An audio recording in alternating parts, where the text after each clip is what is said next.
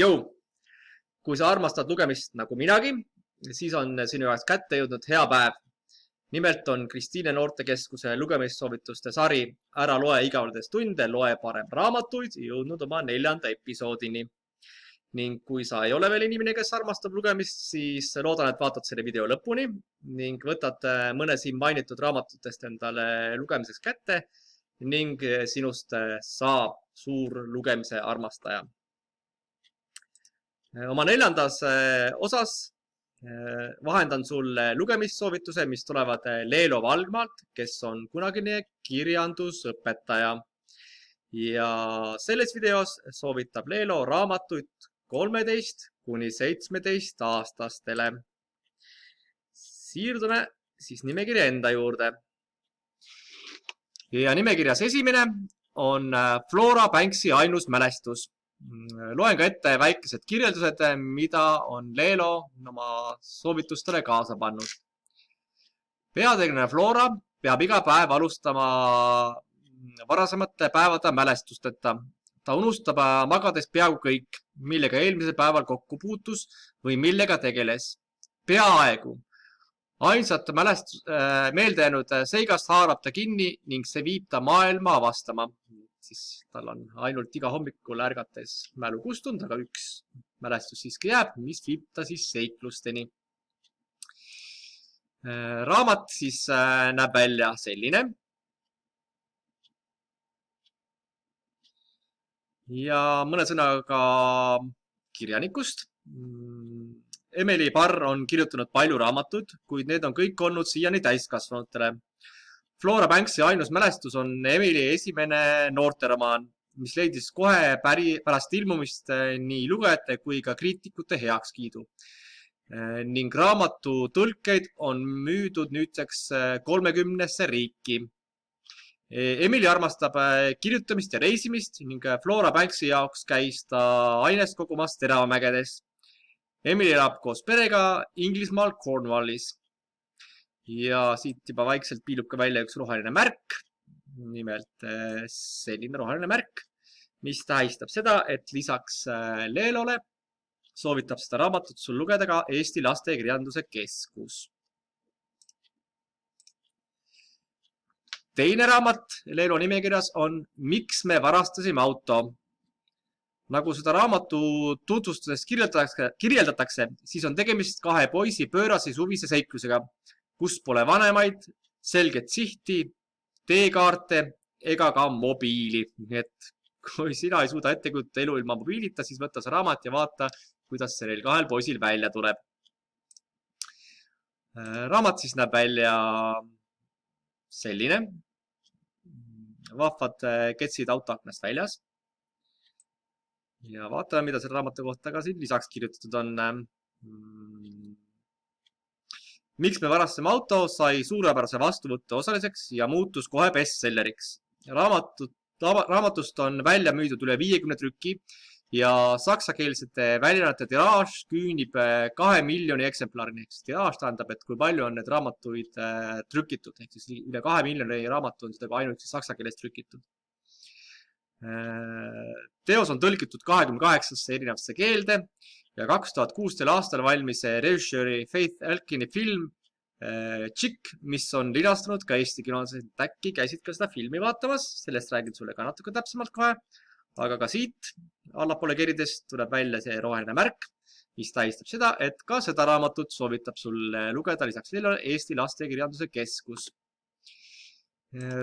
Ja näitan sulle ka kiiresti siis ära, milline näeb selle filmi plakat välja, ehk siis raamatu filmiversioon, mille nimeks on Chick ja mille autoriks on siis Faith Elkin. IMDb's ehk siis filmi hindamise leheküljel on film saanud 7,0 punkti 10 võimalustest, mis on päris hea hinnang filmile. Nii et kui sa ei ole lugenud raamatut, siis võid vaadata ka näiteks filmi või lugeda raamatut ja vaadata filmi, teha mõlemat. Või kui oled vaadanud filmi ja raamatut lugenud, siis vaata, kas filmielamus kattub sulle ka raamatu elamusega. Kolmas raamat, Vestlused sõpradega, Sally Rooney. Peategelane on üliõpilane, kes tutvub paeluva täiskasvanute, vabandust, peategelane on üliõpilane, kes tutvub paeluva täiskasvanute maailma ja selle umbsõlmedega.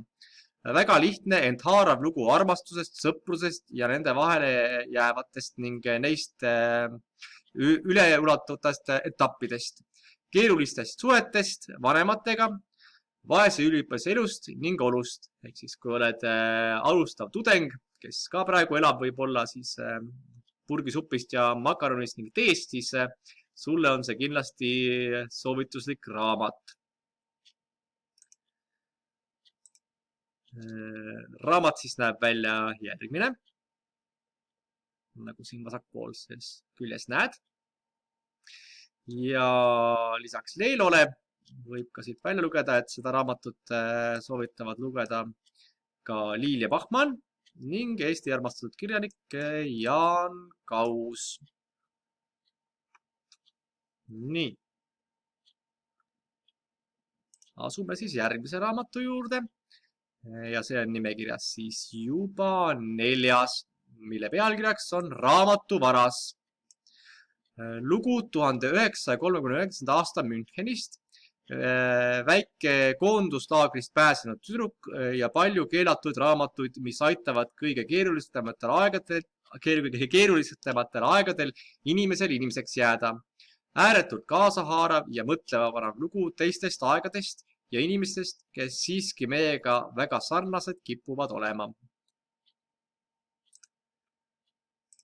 Ja raamat näeb siis välja selline, nagu siin vasakul küljes. Ja raamatu kirjaniku, ta ehk siis Mark Susaki kohta ütleks järgmist, et ta on tuntud Austraalia autor, kelle raamatud on võitnud mitmeid auhindu. Raamatuvargale omistati 2007 aastal prestiižikas Michael L. Prince'i Honor Book tiitel näiteks. 5. raamat nimekirjas on Jagatud saladused. Inimeste omavahelised suhted on keerulised. Seega on hea lugeda, mida neis rasketes olukorras ette võtta ja millega peame tihtipeale tahtmatult ja äkitsi silmitsi seisma. Lugu manipuleerimisest, ahistamisest ja selle kõige juures terveks jäämisest. Ja raamat, mis siis sellest kõigest räägib, näeb välja selline, nagu siin vasakul küljes, kus tiilutan hiirega hetkel. Väga kaunis talimine raamatukujundus. Ja viimane raamat, mida Leilor soovitab sulle lugeda, on Greta Thunberg. No one is too small to make a difference. Kohustuslik lugemine, kuigi küll ingliskeelne, nii et selle raamatu lugemiseks pead valdama inglise keelt tõenäoliselt. Ehk siis kohustuslik lugemine kõigile, kes me praegu elame. Ei pea olema nõus kõigega, mida Greta ütleb või isegi sellega, kuidas ta seda teeb, kuid sõnum on selge. Nii enam edasi minna ei saa. Midagi peab muutuma. Loodus ja planeet Maa on meie kõigi ühine prioriteet. Ehk siis, nagu juba ka mainitud, raamatu autor on kuulus Greta Thunberg, Rootsist pärit noor kliimaaktivist, kes on valitud ka ajakirja Time aasta inimeseks, mis on väga-väga suur au ja ma ei ole küll kindel, aga arvan, et ta on noorim inimene, kes on ajaloos selle auhinna saanud. Väga sütitav noor, kelle siis eestamisel on saanud alguse noorte kliimastreigid, mis enne siin piirangute kehtimist toimusid ka Eestis. Ja tema siis kirjutatud raamat No one is too small to make a difference näeb välja selline kaunis, väike ja lakooniline, hästi klassikaline mõnus kujundus ka sellele raamatule. Selline oli siis top 6, mida Leilo Valgma soovitab lugeda noortele, kes on vanuses 13–17. Siis 5 raamatut eesti keeles ja 1 raamat inglise keeles, kuid teades, kui osavad on Eesti noored inglise keele rääkimises ning lugemises, siis arvan, et ei ole sinu jaoks ka probleem see ingliskeelne raamat läbi lugeda. Loodan, et leidsid siit põnevat endale lugemiseks ja kohtume juba järgmises lugemissoovituste nimekirjas. Seniks tšau, tšau ja head lugemist, sest lugeda on mõnus.